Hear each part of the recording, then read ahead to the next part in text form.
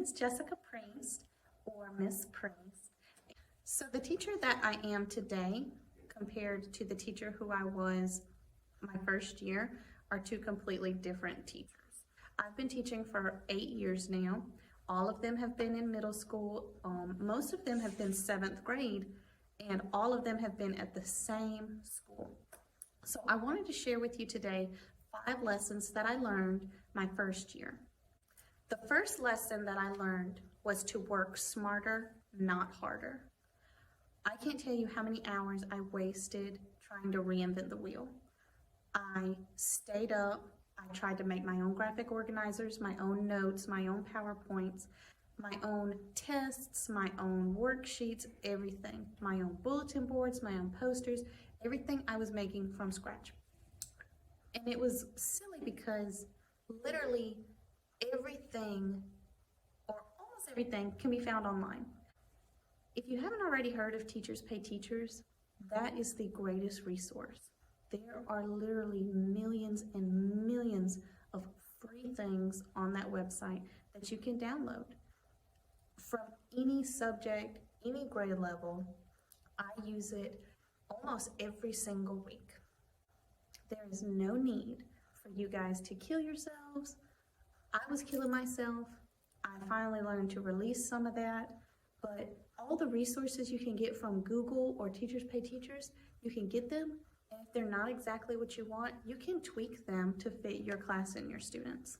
The second lesson that I learned my first year of teaching was kind of a hard one, and it was one that I learned the hard way. Not everyone is your friend. So when you get to a new school, you're gonna wanna make friends with the other teachers. It's just like only normal. You need friends, and everybody's gonna be nice to you. But there are gonna be some teachers who are nice to your face and then turn around and talk about you behind your back. And I'm not saying to, be skeptical of everybody and trust nobody, but I am gonna say that I trusted a lot of teachers and I confided with a lot of teachers about certain things my first year, and they just ran to administration or they ran to their other teacher friends and talked about me. And it was not nice, it did not feel nice. And so my biggest thing to you is only share what you don't mind other people knowing, because some people are going to talk about, like, teacher drama is the worst kind of drama, and it's really big in schools. If you are at a school that has very little teacher drama, be thankful, because it's not like that everywhere. My third lesson that I learned my first year of teaching kind of goes with lesson number 2, but it's more self-directed. Lesson number 3 is do not be a tattletale. Now, I also learned this the hard way. It's so easy to get swept up in teacher drama your first year. It really is, because you don't see it and you don't recognize it. But if you see another teacher doing something that you think is wrong, or they should be doing it like this, or the principal said not to do this, but this teacher is doing this, please do not be a tattletale. Do not run and tell other teachers on the hall, instructional coaches, principals, assistant principals, buddy. It's just not good practice, period, to talk or gossip in a school with other teachers around you. Lesson number 4 that I learned my first year of teaching was no pencil is not a big deal. Now, my first year teaching, I can't tell you how many strategies I went through or tried to solve this problem of students not having pencils. I buy pencils, I gave them to them. They lost them. Several students constantly never have pencils. It was the same students, and I tried all these different techniques. I Google searched, strategies about pencils in the classroom. One time I even got all these tiny little golf pencils, and I was like, if you don't bring your pencil, you're gonna have to use this tiny little golf pencil. And just please learn from me and don't fight the pencil fight. just give them a pencil. If you have a student who never has a pencil, just get them a pencil. Your office will give you pencils, or at my school, my office will give me pencils if I run out of pencils.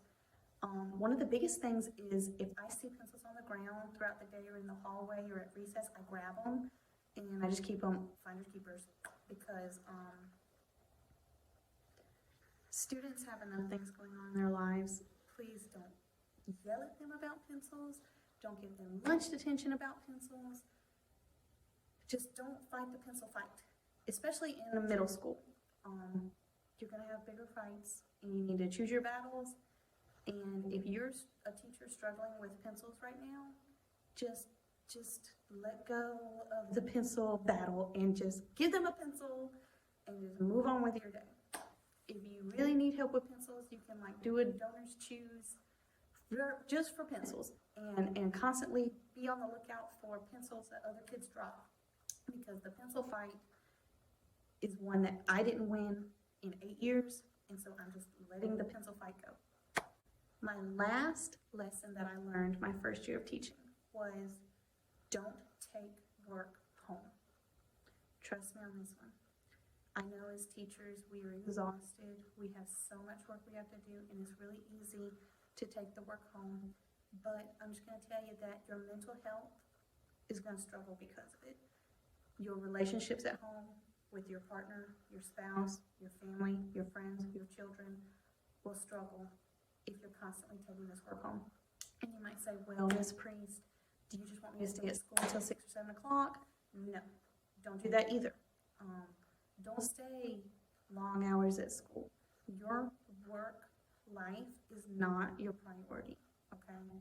If you died today, they would replace you within a week, okay?